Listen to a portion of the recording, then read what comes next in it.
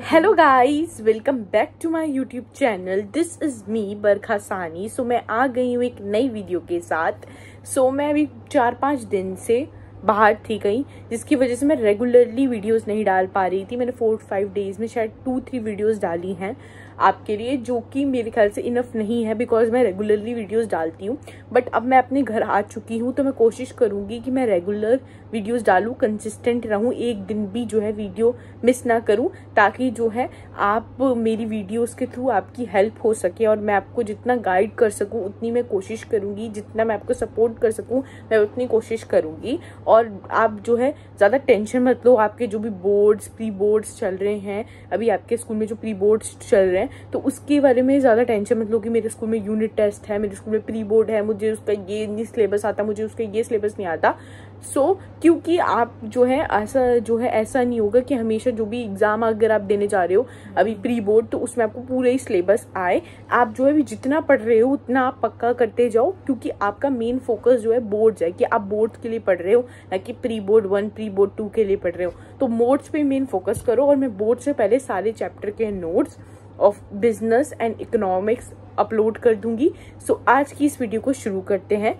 आज की इस वीडियो में मैं आपको प्रोवाइड करने वाली हूँ स्टाफिंग चैप्टर के नोट्स, जिसके लिए बहुत टाइम से मुझे बच्चे बोल रहे थे कि स्टाफिंग चैप्टर के नोट्स दे दो। तो आज की इस वीडियो में मैं आपको स्टाफिंग चैप्टर के नोट्स प्रोवाइड करूंगी, जो मैंने खुद प्रिपेयर किए हैं।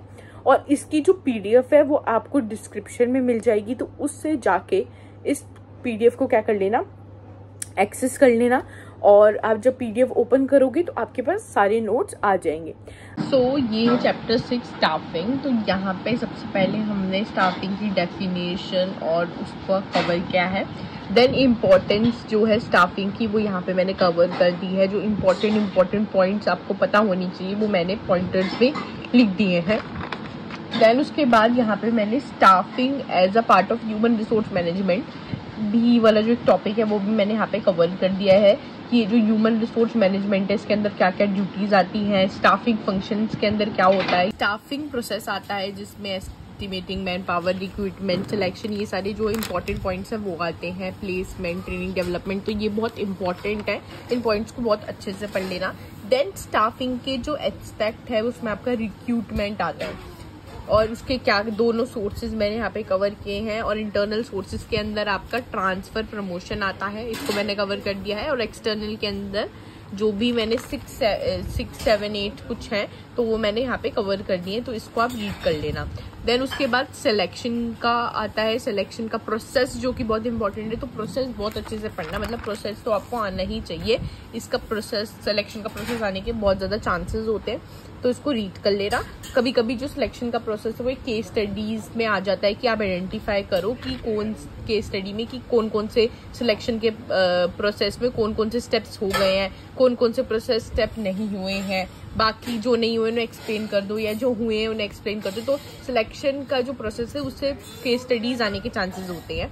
Then importance of training and development है, तो आपकी बुक में बड़े बड़े पॉइंट्स कवर है, बट मैंने जो एक इम्पॉर्टेंट पॉइंट्स है, जो आज की पॉइंट्स जो है वो मैंने लिख दिए हैं, कि मेनली इनसे इसको क्या बेनिफिट मिलता है ऑर्गेनाइजेशन को और एम्प्लॉयज को। देन ट्रेनिंग, डेवलपमेंट, एजुकेशन, ये सारा मैंने सब कुछ यहाँ पे कवर कर दिया है, कि ट्रेनिंग का, एजुकेशन का, डेवलपमेंट का क्या मतलब है। अब ट्रेनिंग के 2 मेथड है, on the job, of the job, वो मैंने कवर कर दिया है।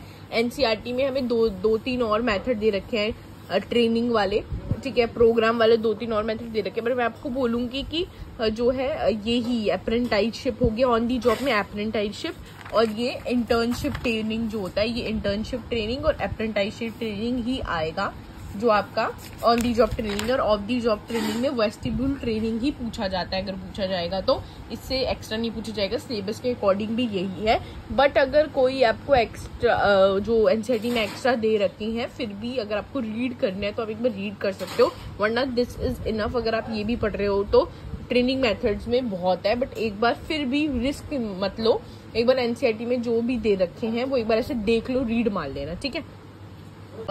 देखो तो जो मेरे पास NCERT है ना, उसमें देखो जैसे films, case study, classroom lectures, computer modifying formal instruction, coaching दे रखा है, जॉब रोटेशन दे रखा है। तो इनको एक बार से रीड मार लेना। रीड मारने में 5 मिनट 10 मिनट लगेंगे, तो एक बार रीड मार लेना। बाकी ये वाले जो बाकी 3 है, अप्रेंटिसशिप, इंटर्नशिप और वेस्टिब्यूल, इनको तो बहुत अच्छे से पढ़ लेना कि अगर आए तो आप लिख सको अच्छे से।